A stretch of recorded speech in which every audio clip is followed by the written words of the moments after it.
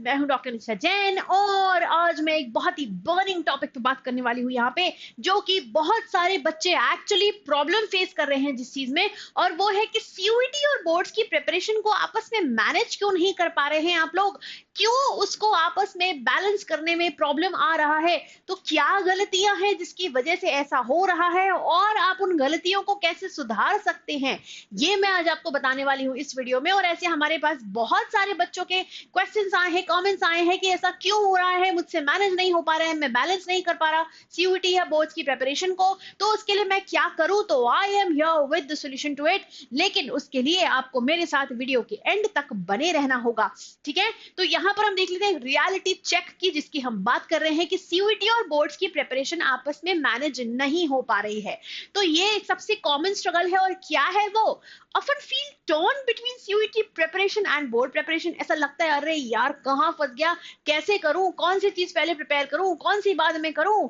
और इसके सिम्टम्स जो हैं, यस ये भी एक तरह की बीमारी है, नहीं इसके सिम्टम्स क्या क्या हैं जो यहाँ देखने को मिलते हैं, बिकॉज मैं खुद एक मेडिकल फील्ड से आने वाली इंसान हूं, I am a doctor come teacher, तो इसीलिए मैंने यहाँ पर सिम्टम्स भी लिए हैं कि इस प्रॉब्लम के सिम्टम्स क्या क्या हो सकते हैं। तो स्ट्रेस एंड ओवरवेल्म फील करना, बहुत ज्यादा फोकस का लैक होना, फोकस की कमी होना, आप कॉन्सेंट्रेट नहीं कर पा रहे हो क्योंकि आप स्ट्रेस्ड हो, क्योंकि आप स्ट्रेस्ड हो आप कॉन्सेंट्रेट नहीं कर पा रहे, so these are interrelated right. तो confusion on what to prioritize, ये भी एक बहुत ही जरूरी चीज है जो आपको समझना है, जो मैं आज आपको बताने वाली हूँ कि किसको कैसी प्रायोरिटी देनी है, किसमें कैसा टाइम देना है, सब चीजें हम देखने वाले हैं। तो पहले देख लेते हैं कि आप लोग गलती क्या करते हैं, कि आप लोग क्यों बैलेंस नहीं कर पाते सीयूटी और बोर्ड्स की प्रिपरेशन को। तो पहली चीज यहां पर ये आती है कि हम जो एज स्टूडेंट्स यहाँ पर गलती करते हैं वो ये करते हैं कि सीयूईटी और बोर्ड को अलग अलग बैटल की तरह लेते हैं, अलग अलग वर्ल्ड्स की तरह लेते हैं। ऐसा नहीं है,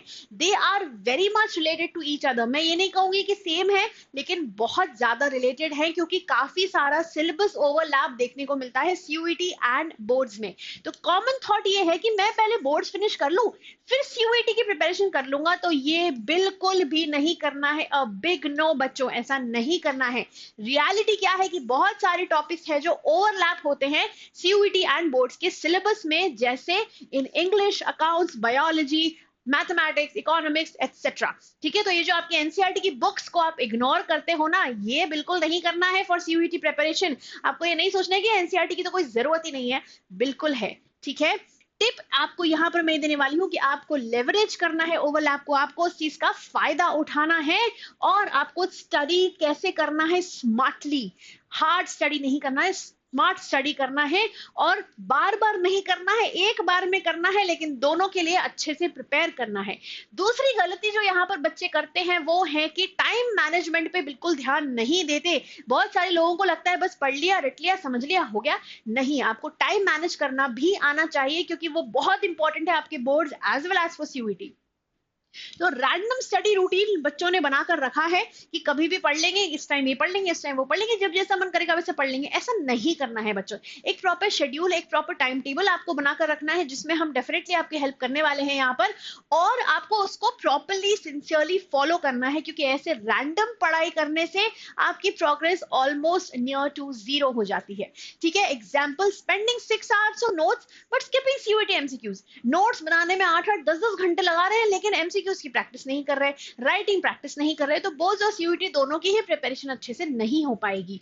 तो आपके लिए टिप यहाँ पर है कि आपको वीकली टारगेट्स पे जाना है, मंथली ईयरली टारगेट्स नहीं बनाना है। वीकली टारगेट्स बनाकर रखो कि इतना मुझे आज कंप्लीट करना है, इस वीक में इतना कंप्लीट करना है, इतनी सीयूईटी की प्रैक्टिस करना है, इतनी बोर्ड की प्रैक्टिस करनी है, और आपके लिए देख लीजिएगा कितना आसान हो जाएगा सीयूईटी और बोर्ड्स को मैनेज करना, ठीक है। फिर आते हैं थर्ड गलती पर, जो बहुत सारे बच्चे ज्ञान करते हैं, over reliance on board style study. बच्चों को ऐसा लगता है कि बोर्ड स्टाइल की स्टडी कर लो तो डिटेल में तो सब पढ़ ही लिया है, तो एमसीक्यू आराम से हो जाएंगे सीयूईटी के। तो ऐसा अगेन नहीं है। दोनों की जो प्रैक्टिस स्ट्रेटेजी है वो आपको दोनों की अलग अलग रखनी है, ऑल्दो सिलेबस काफी सिमिलर है, बट स्टिल आपको प्रैक्टिस अलग अलग करना है। बोर्ड्स के लिए आपको राइटिंग की प्रैक्टिस करनी है, और सीयूईटी के लिए आपको एमसीक्यू जो बेस्ड क्वेश्चंस होते हैं उनकी प्रैक्टिस करनी है।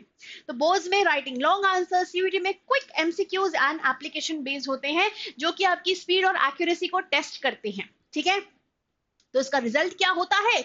Good in theory but weak in maths. तो क्या होता है, एमसीक्यूज में आप बहुत वीक हो जाते हो जब आप प्रैक्टिस नहीं करते, लेकिन थ्योरी में बहुत बढ़िया होते हैं, बोर्ड्स अच्छे से निकाल लेते हो, लेकिन फिर सीयूईटी नहीं निकल पाता। तो हमको एक तीर से दो निशाने मारने हैं, ठीक है? तो आपको कन्वर्ट करने हैं बोर्ड आंसर्स को एमसीक्यू प्रैक्टिस में भी, ठीक है? अब आते हैं चौथी गलती पे, अगेन जो कि बहुत सारे बच्चे करते हैं, जो हमने सुना है और हमारे पास लेकर बच्चे आए हैं, वो है कि वो इंग्लिश और जनरल टेस्ट को इग्नोर कर देते हैं।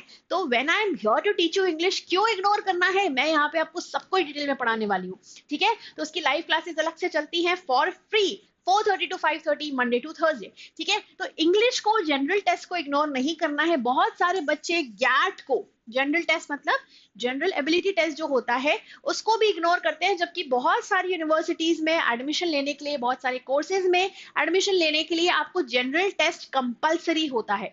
तो इसको इग्नोर नहीं करना है, बहुत स्कोरिंग चीज है और इंग्लिश लैंग्वेज अगेन बहुत स्कोरिंग है, अगर आपके कॉन्सेप्ट्स क्लियर है जो मैं यहाँ पे करते जाने वाली हूँ, ठीक है? तो students focus only on core subjects, ऐसा नहीं करना है। गैट और इंग्लिश पे भी बहुत फोकस करना है, but CUET demand speed, comprehension, reasoning and accuracy and conceptual clarity as well.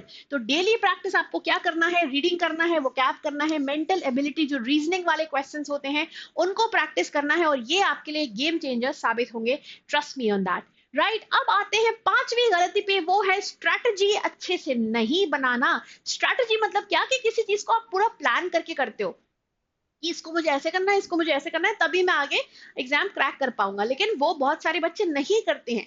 Study everything, remember nothing. सब पढ़ लिया, सब पढ़ लिया, सब कुछ रट लिया, सब याद कर लिया, लेकिन याद कुछ भी नहीं हो रहा है ना? कुछ याद नहीं आ रहा है एग्जाम के टाइम पे। तो ये होता है स्ट्रेस से, ये होता है अति में कोई चीज करने से। तो रॉन्ग अप्रोच है ये। इक्वल टाइम आपको देना है ऑल सब्जेक्ट्स को, और वेटेज के हिसाब से डेफिनेटली आपको जो टाइम है वो वैसे मैनेज करके चलना है कि इंग्लिश को मुझे इतना देना है, गैट को इतना देना है, मैथ्स को इतना देना है, अकाउंट्स को इतना देना है, whatever subjects you choose depends on that, ठीक है? राइट अप्रोच क्या है? अब देखो यहाँ पे लिखा है equal time to all subjects. सभी सब्जेक्ट्स को क्या इक्वल टाइम देना सही है? जैसा मैंने आपको बताया, इंग्लिश को इतना देना है, मैथ्स को इतना देना है, अकाउंट्स को इतना देना है, ऐसे करना है, ठीक है? सभी को इक्वल दे रहे हो, सभी का वेटेज इक्वल है, ऐसा नहीं है। वेटेज के हिसाब से भी आपको टाइम देना चाहिए प्रिपरेशन में, ठीक है? राइट अप्रोच क्या है? प्रायोरिटाइज वेटेज एरियाज, थ्योरी और एमसीक्यूज का मिक्स करके आपको प्रैक्टिस करना है, ताकि सीयूईटी और बोर्ड दोनों के लिए ही बढ़िया से प्रिपेयर कर सकें। फिर एक और बहुत ही कॉमन प्रॉब्लम जो हमने बच्चों से सुनी है, जो बच्चे हमारे पास लेकर आए हैं, वो है साइकोलॉजिकल बैरियर। फैमिली का प्रेशर, फ्रेंड्स का प्रेशर, पीए प्रेशर, ये सारे जो प्रेशर हमारे दिमाग में डाले जाते हैं, वो भी एक बहुत बड़ा रीजन है क्रैक नहीं कर पाने का, ठीक है? तो fear of what if I fail both, क्या होगा अगर मैं दोनों में ही नहीं कुछ कर पाया? तो अगर मैं दोनों में ही फेल हो गया है, मैं दोनों में ही फेल गई, तो क्या होगा? अब मैं क्या करूंगी? मेरी लाइफ में तो कुछ बचेगा ही नहीं, मुझे तो लाइफ खत्म कर देनी चाहिए। ये वाला प्रेशर आपको बिल्कुल भी नहीं लेना है। रिलैक्स होके अच्छे से स्टडी करना है, स्ट्रेस नहीं लेना है, ठीक है? तो इस वजह से क्या होता है? बर्नआउट हो जाता है और हम पूरी तरह ड्रेन हो जाता है, हमारा दिमाग बिल्कुल काम नहीं करता। तो आपको क्या करना है? You have to break this cycle, ठीक है? और आपको एफर्ट पे फोकस करना है, परफेक्शन पे नहीं। आपको परफेक्ट किसी भी चीज में नहीं बनना है, बस एफर्ट अपना 100% लगाना है, ताकि आपको बाद में रिग्रेट ना हो कि अरे यार काश मैं ये और कर लेता तो मुझसे ये हो जाता। ये वाला रिग्रेट बाद में ना रहे, इसलिए आपको 100% एफर्ट लगाना है। और अब हम देखते हैं स्मार्ट आपका action plan, smart study plan होना क्या चाहिए। तो उसके लिए 3 गोल्डन रूल्स आपको यहाँ पर याद रखने हैं बच्चों की। आपको ओवरलैपिंग टॉपिक्स को मर्ज करना है, 2 स्लॉट्स आपको डेली देने हैं, ठीक है? बोर्ड के और सीयूईटी के। एक बोर्ड का स्लॉट, एक सीयूईटी का स्लॉट आपको वैसे करना है, वैसे प्रैक्टिस करना है। एमसीक्यू और राइटिंग बेस्ड वैसी है आपको प्रैक्टिस करना है जैसे आप स्लॉट्स बना रहे हैं।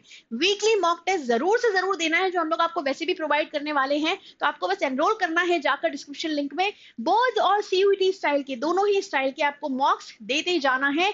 और टेलीग्राम चैनल को जल्दी से ज्वाइन कर लेना है, जो आपको डिस्क्रिप्शन फील्ड में, जिसका लिंक आपको मिल जाएगा। इसमें आपको क्विजेस मिलेंगे, वोकैब और ग्रामर, और मे बी ये जो जीके बेस्ड क्विजेस होते हैं वो आपको मिलेंगे। फिर करंट अफेयर्स आपको मिलने वाले हैं वहां पे, अपडेट्स, मोटिवेशनल कोर्स कभी कभी जो जरूरी होते हैं वो मिलने वाले हैं। और सभी यूनिवर्सिटीज के जो एडमिशन से रिलेटेड जो जितने भी प्रोसेसेस हैं, इंफॉर्मेशन है, अपडेट्स है, वो सब कुछ आपको हमारे टेलीग्राम चैनल पे मिलने वाली है। तो जल्दी से जाकर उस चैनल को ज्वाइन कर लीजिए। एंड आई होप ये जो पूरा कंप्लीट वीडियो मैंने आपके लिए बनाया है वो आपको हेल्पफुल लगा होगा, आपको इससे काफी कुछ सीखने मिला होगा, ये समझ में आया होगा कि क्या गलती आपसे हो रही है और उसको कैसे रेक्टिफाई करना है, right? So now I will see you in some other session, some other time. Till then, please take care, keep studying, keep smiling. Bye bye.